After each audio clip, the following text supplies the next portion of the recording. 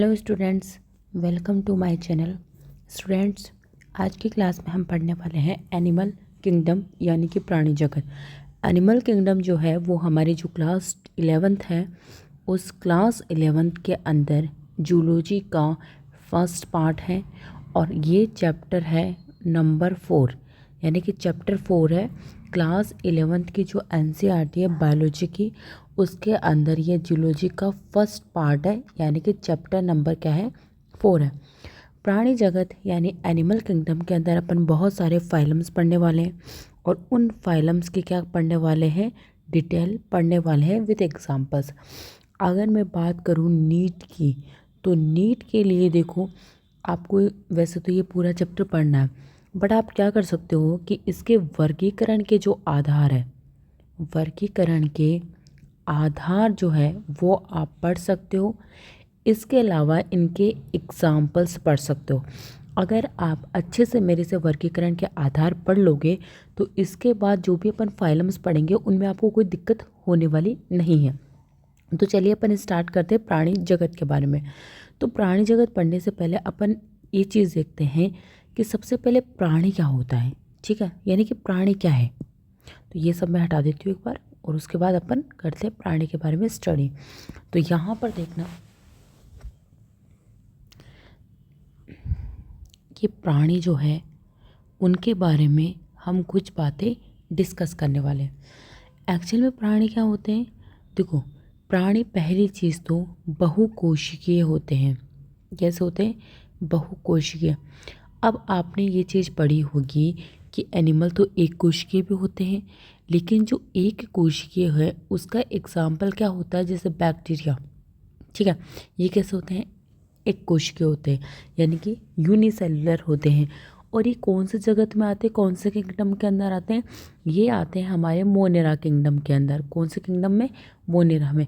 इसके अलावा प्रोटिस्टा के अंदर यानी कि जो प्रोटिस्टा जगत है उसमें भी आपको क्या मिलने वाला है, यूनिसेलुलर एक कोशिकीय मिल जाएंगे। लेकिन अपन यहाँ ना तो मोनेरा की बात कर रहे हैं ना अपन यहाँ पे प्रोटिस्टा की बात कर रहे हैं। अपन यहाँ बात कर रहे हैं एनिमल किंगडम के बारे में। किसके बारे में, एनिमल किंगडम के बारे में। तो हम यहाँ पढ़ेंगे किसको, एनिमल्स को। तो ये पहली चीज़ तो बहुकोश के होते हैं। बहुकोश के यानी मल्टी सेलुलर का मतलब इसमें बहुत सारी क्या होगी, सेल्स होगी जो आपस में मिलकर के इसकी बॉडी स्ट्रक्चर का निर्माण करेगी। दूसरी चीज़, क्या ये अपना खाना खुद बनाते हैं, बिल्कुल भी नहीं। अगर ये अपना खाना खुद नहीं बनाते तो ये कैसे होते हैं, विषम पोषी होते हैं, यानी कि ये अपने खाने के लिए किसी और पे डिपेंडेंट रहेंगे।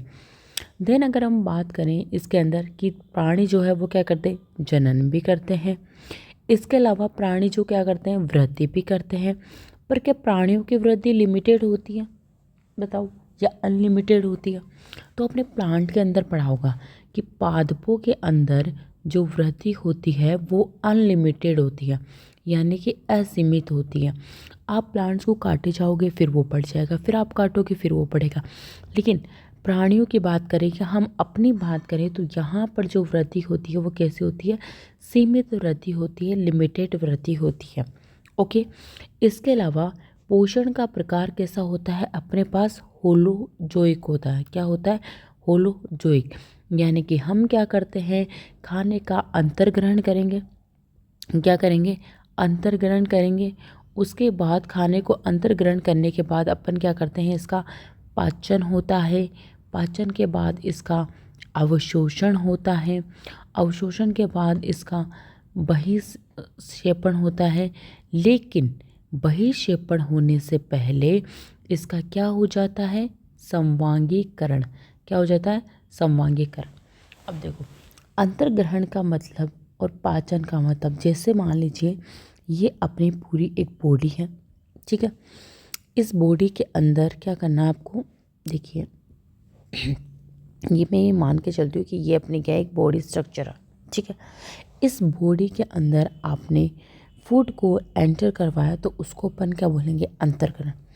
फिर आमाशय वाले भाग में जाकर के क्या होगा, इसका पाचन होगा। यानी कि जब भी पाचन होगा तो दो टाइप के भोजन बनेंगे। एक तो बनेगा पचित भोजन और एक बनेगा अपचित भोजन, यानी कि एक डाइजेस्टेड फूड, एक अनडाइजेस्टेड फूड। ये जो आपका डाइजेस्टेड फूड है, इसको कौन ऑब्जर्व कर लेता है? यहाँ पे जो ब्लड वेसल्स होती है, यहाँ पे जो अपनी रक्त वाहिनियाँ होती है, वो क्या कर लेती है? इस पचित भोजन का अवशोषण कर लेती है। यानी आप अंतर्ग्रहण समझ गए, यानी कि हम भोजन को निगलते हैं, भोजन को मुख में रखते हैं, उसको क्या बोलते हैं अपन? अंतर्ग्रहण। पाचन आप समझ गए कि आमाशय के अंदर क्या होता है? मेनली पाचन, यानी स्टोमक में पाचन होगा। दो पार्ट बनेंगे, पचित और अपचित भोजन। उसके बाद क्या होता है? अवशोषण। कौन करता है अवशोषण? रक्तवाहिनियों में उपस्थित जो रक्त होता है वही क्या करता है? पचित भोजन का अवशोषण करता है। यानी पचित का काम तो हमने कर लिया। उसके बाद रक्त से ये कहाँ में जाएगा? कोशिका में। रक्त से कहाँ जाएगा? कोशिका में। तो उसको अपन क्या बोलते हैं? स्वांगीकरण। देखो कोशिका में जाकर के क्या होता है, जैसे अपनी सेल है, इस सेल के अंदर क्या होगा कि यहाँ पे फूड आता है, यानी कि ये अपना पचित भोजन आएगा। इसी रक्त के माध्यम से हमारी कोशिकाओं तक ऑक्सीजन जाता है, यानी यहाँ पर पचित भोजन के ऑक्सीकरण से हमें क्या मिलती है? एनर्जी मिलती है। क्या मिलती है? एनर्जी। और इसके अलावा हमें बहुत सारे वेस्ट मिलते हैं, जो हमारी पिछली वीडियो में मैंने आपको बता दिया है। यहाँ पे अपन को CO2 मिलता है, कुछ नाइट्रोजन अपशिष्ट भी मिलते हैं। तो ये अपने 4 स्टेप कंप्लीट है। फिर यहाँ पे जो अपचित भोजन है, इसको हमारे शरीर से बाहर निकालना क्या कहलाता है? बहिक्षेपण कहलाता है। क्या कहलाता है? बहिक्षेपण, या फिर इजेशन जो है वो हम इसे कहते हैं। तो इस प्रकार से जो प्राणी होता है उसमें जो पोषण का प्रकार है वो कैसा होता है? होलोजोइक होता है। पोषण के आधार पे कैसे होते हैं? विषमभुज से होते हैं। ये जनन करते हैं, सीमित वृद्धि करते हैं, और ये कैसे होते हैं? बहुकोशिकीय होते हैं। ठीक है। अब अपन बाकी आगे का पोर्शन पढ़ने से पहले सबसे पहले अपन ये देख लेते हैं कि फाइलम्स जो होते हैं या संघ जो होते हैं वो कौन कौन से होते हैं। तो देखिए संघ जो है वो कितने हैं, तो यहाँ पे देखना, याद रखना आपको पोरीफेरा। पोरीफेरा के बाद में आपको ध्यान रखना है सिलेंट्रेटा। सिलेंट्रेटा। उसके बाद आपको ध्यान रखना है Ctenophora, प्लेटीहेल्मिन्थीस,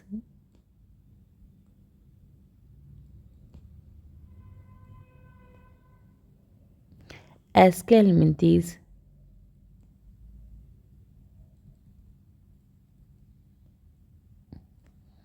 Annelida, Arthropoda, Mollusca, Echinodermata,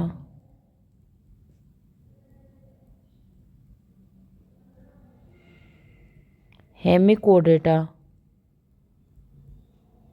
और कोडेटा। ठीक है। तो ये पूरे संघ अपने कौन कौन से? Porifera, Coelenterata, Ctenophora, Platyhelminthes, Aschelminthes, Annelida, Arthropoda, Mollusca, Echinodermata, Hemichordata, कोडेटा।